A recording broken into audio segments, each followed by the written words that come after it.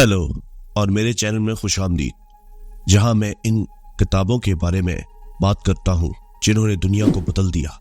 آج میں 20ویں صدی کے سب سے زیادہ متاثر کن اور پریشان کن ناولوں میں سے ایک پر بات کرنے جا رہا ہوں، اور وہ ہے جارج آرویل کے 1984۔ 1984 کے ڈسٹوپین ناول ہے جو ایک متعلق اور انان معاشرے کی عکاسی کرتا ہے، جہاں حکومت لوگوں کی زندگی کے ہر پہلو کو کنٹرول کرتی ہے، سے لے کر ان کے اعمال تک۔ یہ کہانی حکمران پارٹی کے ایک نچلے درجے کے رکن وٹسٹن اسمتھ کی پیروی کرتی ہے، جو ایک ساتھی اختلاف کرنے والی جولیا کے ساتھ محبت میں گرفتار ہو کر اور برادرہڈ نامی ایک پرسرار زیر زمین تنظیم میں شامل ہو کر خفیہ طور پر نظام کے خلاف بغاوت کرتا ہے۔ لیکن پارٹی کے پروپیگنڈے کے پیچھے حقیقت کیا ہے؟ پرجوش رہنما بگ برادر کون ہے اور اس کا حتمی مقصد کیا ہے؟ اور ونسٹن اور جولیا کا کیا ہوگا؟ تھاٹ پولیس کے ہاتھوں پکڑے جائیں گے، جو مختلف سوچنے کی جرات کرنے والوں پر تشدد اور برین واش کرتے ہیں۔ اس ویڈیو میں 1984 کے موضوعات اور پیغامات کو دریافت کروں گا اور وہ ہماری موجودہ دنیا سے کیسے متعلق ہے۔ میں مصنف اور کتاب کے بارے میں کچھ دلچسپ حقائق اور معمولی باتیں بھی شیئر کروں گا، اور میں آپ کے لیے اپنے ناظرین کے لیے تبصرے کے سیکشن میں بحث کو شروع کرنے کے لیے ایک سوال کے ساتھ ختم کروں گا۔ تو چلو شروع کرتے ہیں۔ یہ کتاب 1984 میں اوشیانا میں ترتیب دی گئی ہے، جو 3 مستقل طور پر متعارف متلقنان ریاستوں میں سے ایک ہے، باقی 2 یورشیا اور ایسٹاسیا ہے۔ اوشیانا پر آل کنٹرولنگ پارٹی کی حکومت ہے، جس نے آبادی کو اپنے لیڈر بگ برادر کی غیر سوچی سمجھی اطاعت میں برین واش کر دیا ہے۔ پارٹی نے ایک تبلیغی زبان بنائی ہے جسے نیوز پیک کے نام سے جانا جاتا ہے، جو آزادانہ سوچ کو محدود کرنے اور پارٹی کے نظریات کو فروغ دینے کے لیے بنائی گئی ہے۔ اس کے الفاظ میں ڈبل تھنک، ایک ساتھ متضاد نظریات پر یقین شامل ہے، جو پارٹی کے نعروں میں چلکتا ہے۔ جنگ امن ہے، آزادی غلامی ہے، اور جہالت طاقت ہے۔ پارٹی تھاٹ پولیس اور مسلسل نگرانی کے ذریعے کنٹرول برقرار رکھتی ہے۔ کتاب کا ہیرو ونسٹن اسمتھ لندن میں رہنے والا ایک معمولی پارٹی کا کارکن ہے، جو اب بھی دوسری جنگ عظیم کے بعد ہونے والی جوہری جنگ سے بکھرا ہوا۔ ان کا تعلق بیرونی پارٹی سے ہے، اور ان کا کام وزارت سچائی میں تاریخ کو موجودہ سیاسی سوچ کے مطابق لکھنا ہے۔ تاہم ونسٹن کی سچائی اور شائستگی کی خواہش اسے حکومت کے خلاف خفیہ طور پر بغاوت کرنے کی طرف لے جاتی ہے۔ وہ ایک ہم خیال عورت جولیا کے ساتھ ممنوعہ تعلقات کا آغاز کرتا ہے، اور وہ پرولتاریا کے مختصر کی آبادی والے محلے میں ایک کمرے کرائے پر لیتے ہیں، جو کہ آبادی کی اکثریت ہے، لیکن پارٹی کی طرف سے انہیں نظر انداز کیا جاتا ہے۔ ونسٹن کی اخوان المسلمین میں بھی دلچسپی بڑھ رہی ہے، جو کہ پارٹی کے دشمن ایمانوئل کے گولڈسٹین کی قیادت میں اختلاف کرنے والے کا ایک گروپ ہے۔ گولڈسٹین ایک ممنوعہ کتاب کے مصنف ہے، جو پارٹی کے جھوٹ اور جرائم کو بے نقاب کرتی ہے۔ ونسٹن نے کتاب کی ایک کاپی اندرونی پارٹی کے ایک عہدیدار اوبرائن نے سے حاصل کی ہے، جو اخوان کا خفیہ رکن معلوم ہوتا ہے۔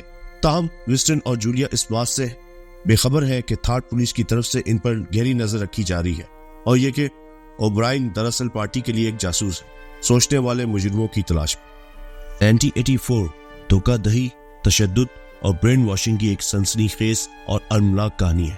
ونسٹن اور جولیا کو آخرکار تھاٹ پولیس نے پکڑ لیا اور انہیں وزارت محبت لے جایا گیا، جہاں انہیں خوفناک جسمانی اور نفسیاتی زیادتی کا نشانہ بنایا گیا۔ اوبرائن اپنے آپ کو ان کے اذیت دینے والے کے طور پر ظاہر کرتا ہے، اور ان کی روح اور ایک دوسرے سے وفاداری کو توڑنے کی کوشش کرتا ہے۔ وہ ونسٹن کو مختلف جرائم کا اعتراف کرنے پر مجبور کرتا ہے، حقیقی اور تصوراتی اور حقیقت کے پارٹی ویژن کو قبول کرتا ہے۔ وہ ونسٹن کی بغاوت کی فضولیت اور اخوان اور گولڈسٹین کی عدم وجود کو بھی بے نقاب کرتا ہے۔ 1984 کا مرکزی موضوع متعلق انانیت کے خطرہ اور پروپیگنڈے اور ہیرا پھیری کی طاقت ہے۔ آرویل ہمیں ایک امریت کے تحت زندگی گزارنے کے نتائج سے خبردار کرتا ہے، جو انسانی زندگی کے ہر پہلو کو کنٹرول کرنے اور انفرادیت، آزادی اور سچائی کو مٹانے کی کوشش کرتی ہے۔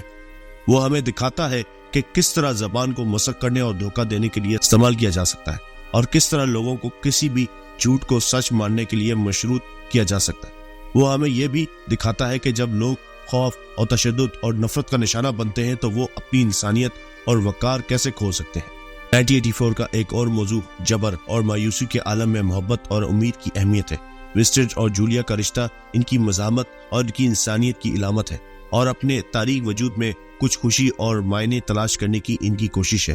ان کی محبت پارٹی کے لیے بھی خطرہ ہے، جو کسی ایسے جذبات یا لگاؤ کو ختم کرنا چاہتی ہے جو اس کی اتھارٹی کو چیلنج کر سکتی ہے۔ پارٹی ان کی محبت کو ختم کرنے کی کوشش کرتی ہے کہ وہ ایک دوسرے کو دھوکہ دیں اور اس کے بجائے انہیں بڑے بھائی سے پیار کرائیں، بگ برادر سے۔ ناول کا اختتام ونسٹن کے پارٹی کو مکمل طور پر تسلیم کرنے اور جولیا کے ساتھ دھوکہ دہی کے ساتھ ہوتا ہے۔ جارج آرویل ایک برطانوی مصنف اور صحافی تھے جو 1903 میں ہندوستان میں پیدا ہوئے، جہاں ان کے والد نے برطانوی سلطنت کے لیے کام کیا۔ اس نے انگلینڈ میں تعلیم حاصل کی اور بعد میں برما میں انڈین امپیریل پولیس میں شمولیت اختیار کی۔ انہوں نے 1927 میں استعفیٰ دے دیا اور ایک مصنف بن گئے اور لندن اور پیرس میں غربت کی زندگی بسر کی۔ وہ ہسپانوی خانہ جنگی میں بھی لڑا، جہاں وہ زخمی ہو گیا اور کمیونزم سے مایوس ہو گیا۔ انہوں نے کئی ناول اور مضامین لکھے، جن میں اینیمل فارم، روسی انقلاب کا ایک طنز اور 1984 ان کا شاہکار اور آخری کام شامل ہیں۔ ان کا انتقال تبدک سے 1950 میں 40 سال کی عمر میں ہوا۔ 1984 98 1949 میں شائع ہوا، اور یہ آرویل کے متعلق الانانیت، فاشزم اور جنگ کے تجربات سے متاثر تھا۔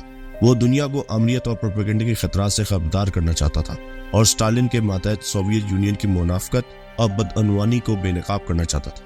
وہ مستقبل کے معاشرے کے بارے میں اپنے ویژن کا بھی اظہار کرنا چاہتا تھا، جو انسانیت کے انتخاب پر منحصر ہو سکتا ہے، یا تو یوٹوپیائی ہو یا ڈسٹوپین۔ انہوں نے 1984 کا انتخاب 1948 کے الٹ کے طور پر کیا، جس سال انہوں نے کتاب لکھی اور ایک socialist group Fabian society کی 100 سالہ تقریب کے حوالے سے، جس پر اس نے اشرافیہ اور امریت پر تنقید کی۔ 1984 کو وسیع پیمانے پر 20ویں صدی کے عظیم ناولوں میں سے ایک اور ڈسٹوپین فکشن کا شاہکار سمجھا جاتا ہے، اور اس کا 60 سے زیادہ زبانوں میں ترجمہ ہو چکا ہے اور دنیا بھر میں اس کی لاکھوں کاپیاں فروخت ہو چکی ہے۔ اس نے ادب، فلم، موسیقی، آرٹ اور ثقافت کے بہت سے دوسرے کاموں میں بھی متاثر کیا ہے، اور بہت سی اصطلاحات، تصورات کو مقبول لغت میں متعارف کرایا ہے، جیسے Big Brother, that police, double think اور نیوز سپیک اور روم 101۔ مختلف سیاسی اور سماجی تحریکوں کی طرف سے تحریک اور تنقید کے ذریعے اور طاقت کے غلط استعمال اور آزادی کے نقصان کے خلاف ایک انتباہ کے طور پر بھی استعمال کیا جاتا ہے۔ اب جبکہ میں نے کتاب پر گفتگو کی ہے، میں آپ سے ایک سوال پوچھنا چاہتا ہوں۔ آپ کے خیال میں 1984 کا سب سے اہم پیغام کیا ہے اور کیوں؟ اس کی ہماری آج کی دنیا اور آپ کی اپنی زندگی سے کیا تعلق ہے؟ کیا آپ آرویل کے خیالات اور پیشن گوئیوں سے متفق ہیں یا نہیں؟ براہ کرم ذیل میں تبصرے کے سیکشن میں اپنے خیالات اور آراء کا اشتراک کریں اور آئیں ایک جاندار اور باعزت گفتگو کریں۔ اس ویڈیو کو دیکھنے کے لیے آپ کا شکریہ، اور مجھے امید ہے کہ آپ نے اس کا لطف اٹھایا ہوگا۔